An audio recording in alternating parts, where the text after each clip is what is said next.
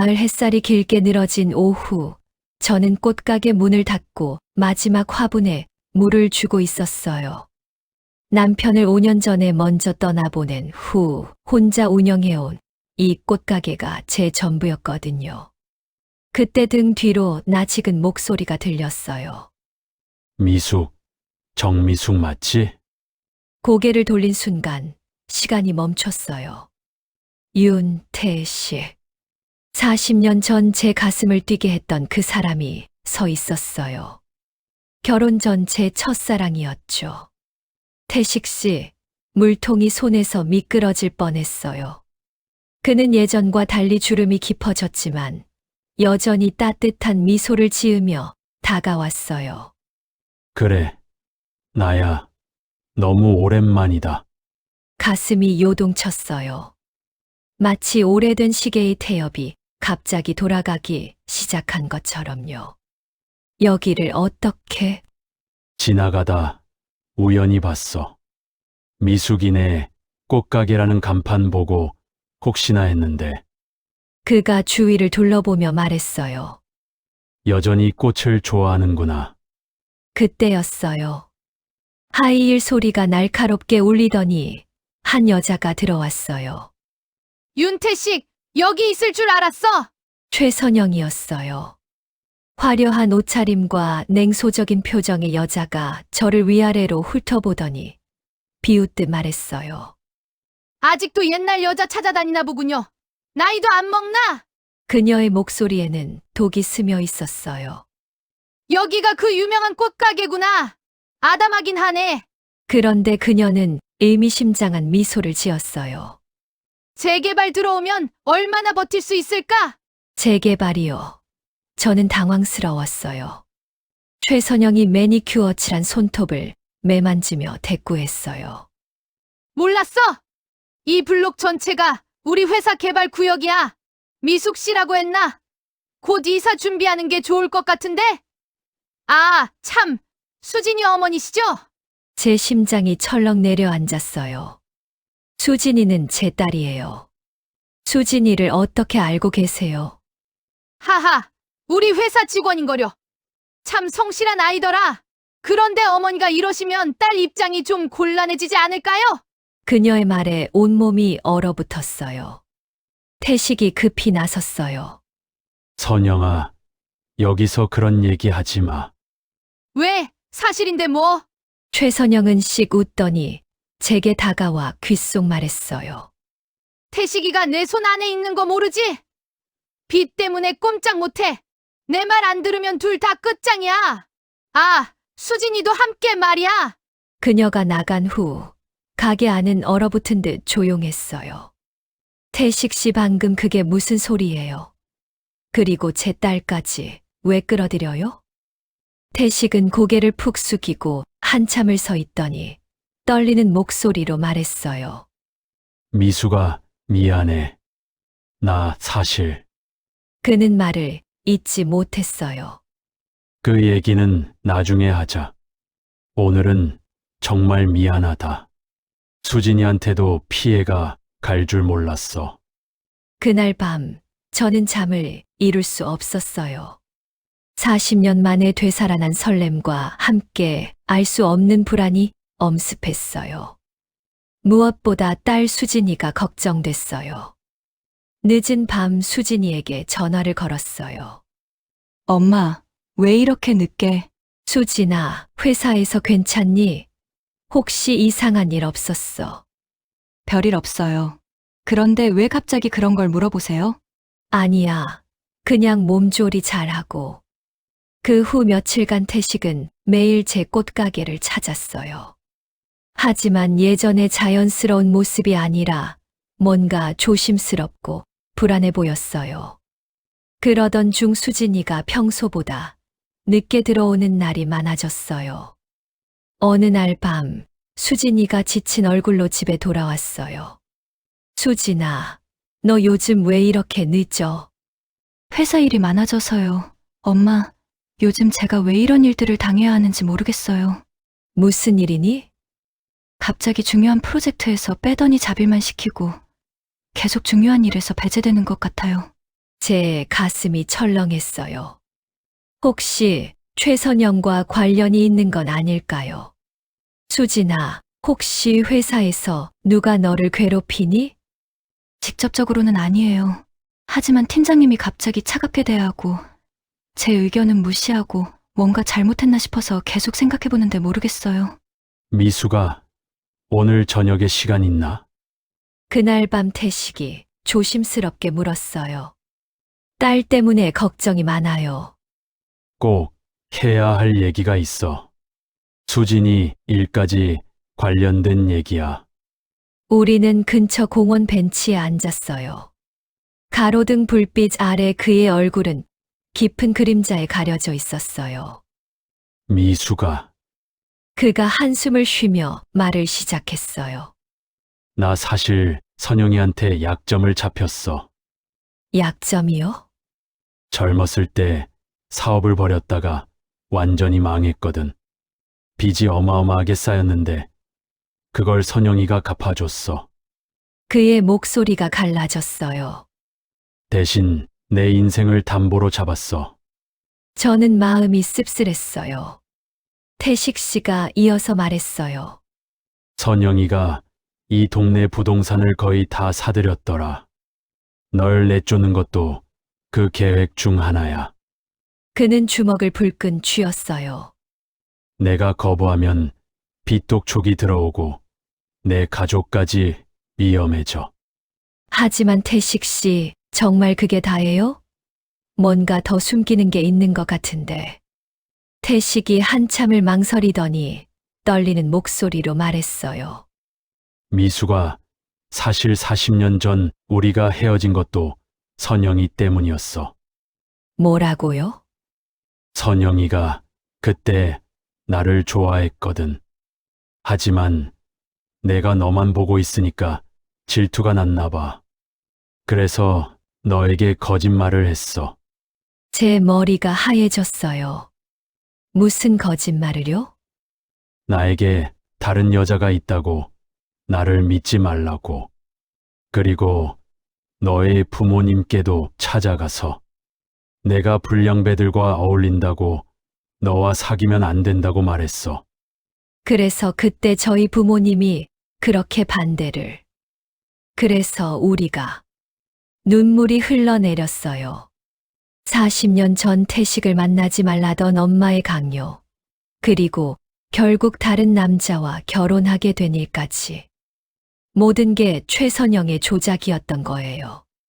분노가 치밀어 올랐어요. 이제 더 이상 당하고만 있을 수는 없어요. 40년 동안 우리 인생을 망쳐놓고도 모자라서 제 딸까지 괴롭히다니요. 그때 그의 손이 제 손을 덮었어요. 오래된 기억 속에 그 따뜻함이 되살아났어요. 미수가 정말 미안해. 40년 전에도 널 지키지 못했고 지금도 너와 수진이를 힘들게 하고 있어. 저는 그의 눈을 똑바로 봤어요. 태식 씨, 우리 함께 해요. 혼자가 아니니까 괜찮아요. 이번엔 최선영을 끝장내야 해요. 그 순간 그의 눈에 눈물이 맺혔어요. 미수가 나 너무 바보 같았어. 40년 전에도 지금도 무슨 소리예요? 너를 사랑한다고 말하지 못한 것. 선영이가 우리를 갈라놓을 때 끝까지 싸우지 못한 것. 그게 내 인생 최대의 후회였어. 내가 너를 놓아주는 게 널 위한 길이라고 생각했어. 가슴이 뛰었어요. 돌아가신 남편에 대한 죄책감도 있었지만 60이 넘은 나이에도 이런 감정이 가능하다니요. 그리고 더 충격적인 진실이 있어. 태식이 더욱 조심스럽게 말했어요. 미숙이 너가 결혼한 후에도 계속 지켜보면서 언젠가 우리가 다시 만날 때를 대비했던 거야. 소름이 돋았어요. 40년 동안 그렇게 하다니. 한편으로는 불쌍한 여자라고 생각도 들었어요. 우리는 서로를 바라보며 오랜 시간을 함께 보냈어요. 그의 얼굴의 주름은 깊어졌지만 나를 쳐다보는 그 눈빛, 40년 전과 같았어요. 그날 밤 늦게 태식이 다시 제 꽃가게를 찾아왔어요. 선영이 집으로 돌아간 후였어요. 미수가 혼자 있어? 네, 들어오세요. 우리는 가게 안쪽 작은 휴게실로 들어갔어요. 어둠 속에서 그의 실루엣이 선명했어요.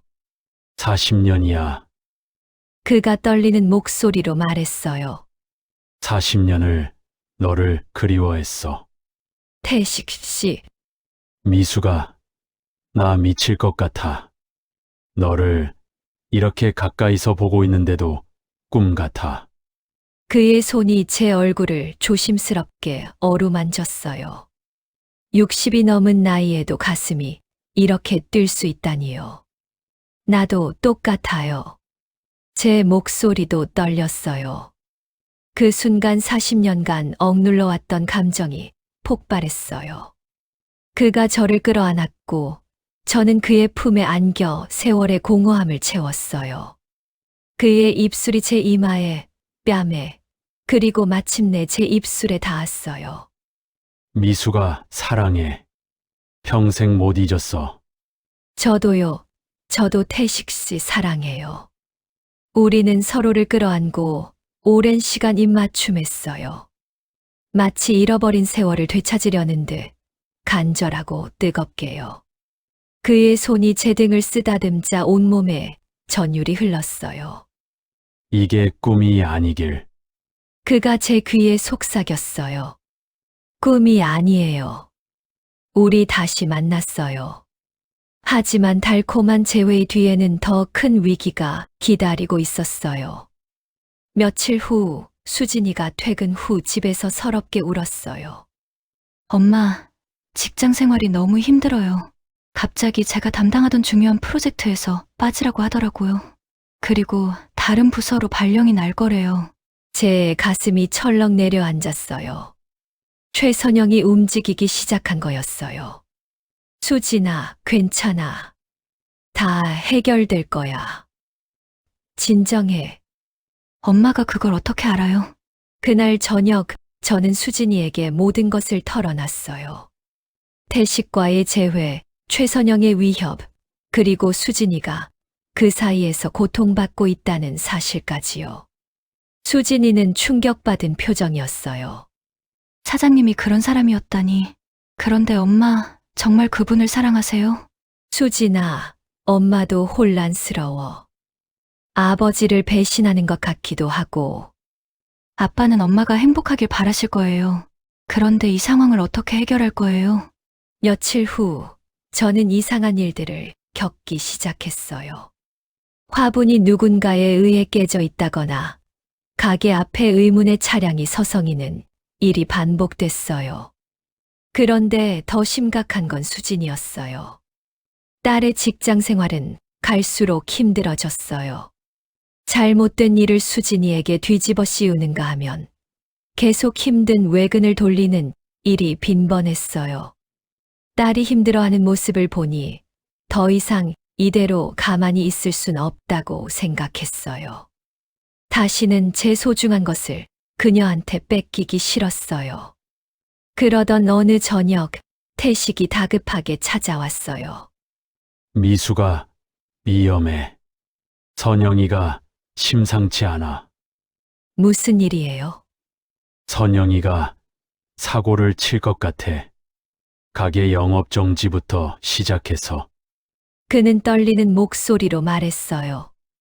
더 심한 일도 할 수 있어. 수진이가 더 큰 피해를 받을 수도 있을 것 같아. 그때였어요. 휴대폰이 울렸어요. 모르는 번호였어요. 여보세요?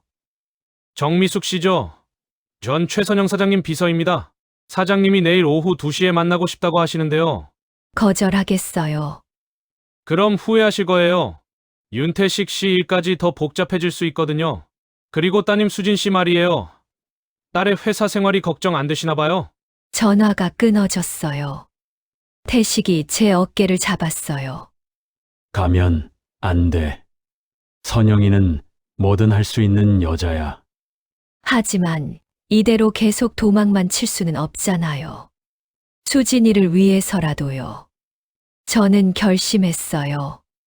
내일 그녀를 만나보기로요. 다음 날 오후 2시 최선영의 사무실이에요. 고급스러운 인테리어와 거대한 창문이 압박감을 줬어요. 앉으세요. 최선영이 차가운 미소를 지으며 말했어요. 정미숙 씨, 똑똑한 여자인 줄 알았는데 아니네요. 무슨 뜻이에요? 태식이를 포기하라는 뜻이죠. 그 남자는 이미 제 소유예요. 사람이 소유물이에요. 최선영이 폭소를 터뜨렸어요. 순진하시네. 세상이 어떻게 돌아가는지 모르나 봐. 그녀는 책상 서랍에서 서류 뭉치를 꺼냈어요. 이게 뭔지 알아요? 서류를 넘겨보니 태식의 빚 내역과 담보 계약서들이었어요. 8억. 태식이가 제게 진 빚이에요. 못 갚으면 어떻게 될까요? 설마 네, 신체 포기각서까지 있어요. 웃기죠? 21세기에 이런 일이. 최선영의 눈에 악마적인 빛이 서렸어요. 그러니까 조용히 물러나세요. 안 그러면 그녀가 또 다른 서류를 내밀었어요. 제 꽃가게 건물 매매 계약서였어요. 이건 또 뭐예요? 이 건물 실소유주가 누군지 모르셨나 봐요? 전세입자 할머니를 속여서 헐값에 샀거든요. 즉, 당신은 불법 점유자예요. 머리가 하얘졌어요. 그럴 리가. 진짜 순진하시네.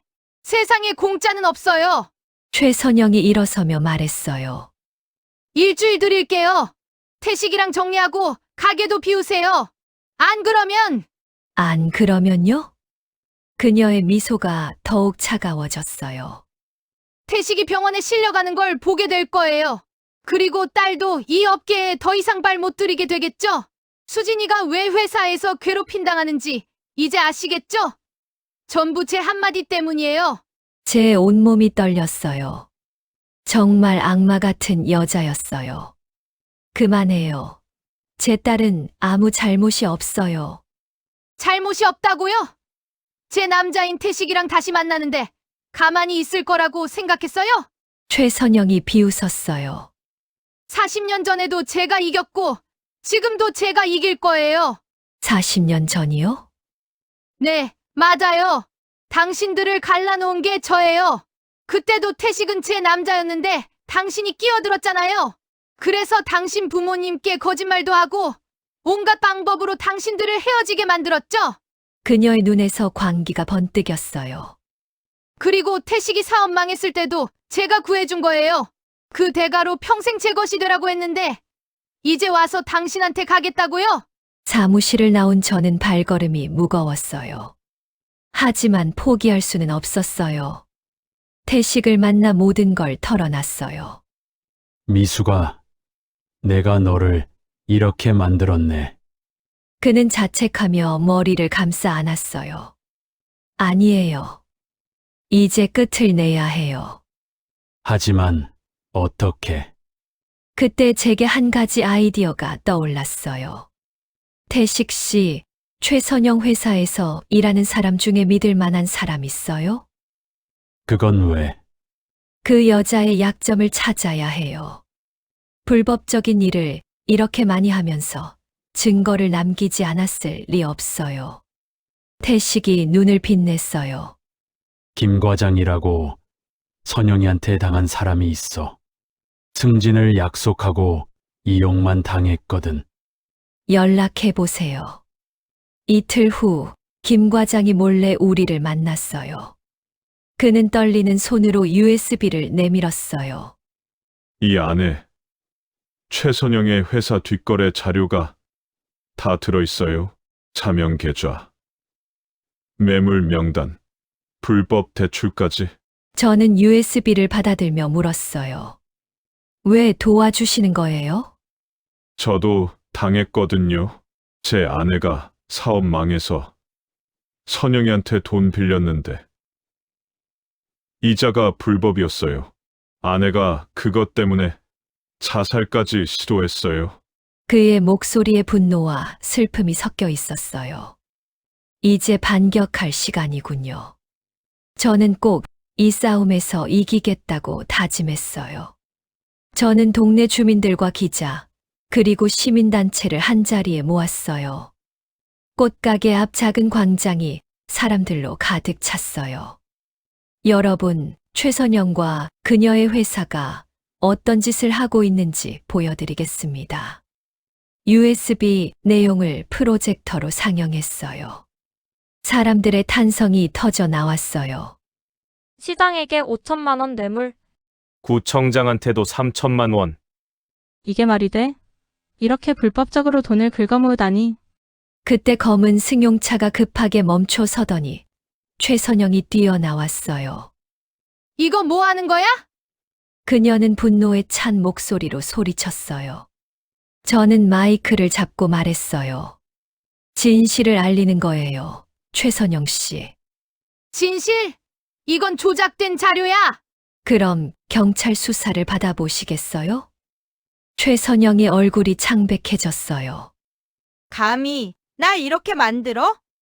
그녀가 제게 달려들려는 순간 경찰차 소리가 들렸어요. 김 과장이 미리 신고한 것이었어요. 최선영 씨, 함께 가셔야겠습니다. 경찰이 수갑을 꺼내자 그녀는 비명을 질렀어요. 아니야. 이건 함정이야. 태식이 어디 있어? 하지만 태식은 그녀의 곁이 아닌 제 곁에 서 있었어요. 선영아, 이제 끝이다. 태식의 목소리는 단호했어요. 거짓말! 이건 다 거짓말이야!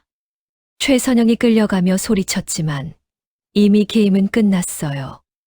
며칠 후 뉴스에서 최선영의 구속 소식이 나왔어요. 불법 대출, 뇌물공여, 공문서 위조, 직장 내 괴롭힘 등 수십 가지 혐의였어요.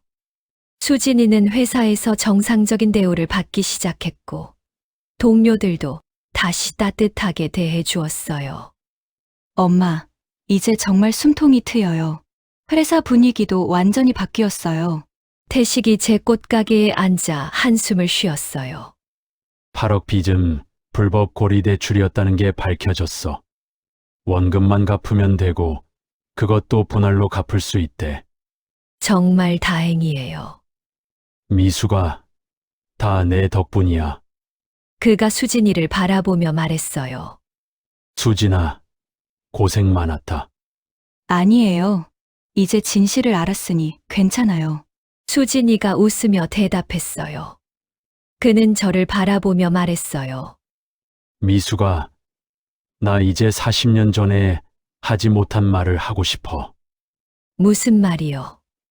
나와 함께 살지 않을래? 이 나이에 형식보다는 진짜 사랑이 중요하잖아. 그리고 수진이도 함께 살면서 가족이 되고 싶어. 수진이가 눈을 빛냈어요. 엄마, 저도 찬성해요. 아빠도 엄마가 행복하시길 바라실 거예요. 가슴이 두근거렸어요. 60이 넘어서 받는 고백이라니요. 네, 그래요. 우리 진짜 가족이 되어요. 봄이 온 3월, 제 꽃가게는 벚꽃 장식으로 가득했어요. 태식과 함께 살기 시작한 지 한 달이 되었고, 수진이도 주말마다 우리를 도와주었어요. 엄마, 아저씨, 오늘 날씨 정말 좋다. 수진이가 꽃에 물을 주며 말했어요. 우리 마음도 좋고. 태식이 웃으며 답했어요. 그때 갑자기 가게 문이 열리며 한 젊은 여성이 들어왔어요. 혹시 정미숙 씨이신가요? 윤태식 씨 계시나요? 네, 그런데 누구세요? 저는 최선영의 딸, 윤지은입니다. 순간 분위기가 얼어붙었어요. 수진이가 제 뒤로 숨었어요. 아빠, 엄마가 편지를 보내셨어요. 그녀는 떨리는 목소리로 말했어요. 저희는 모두 긴장했어요. 편지를 열어보니 예상과 달랐어요. 정미숙 씨, 제가 졌습니다. 40년 동안의 집착이 잘못이었네요.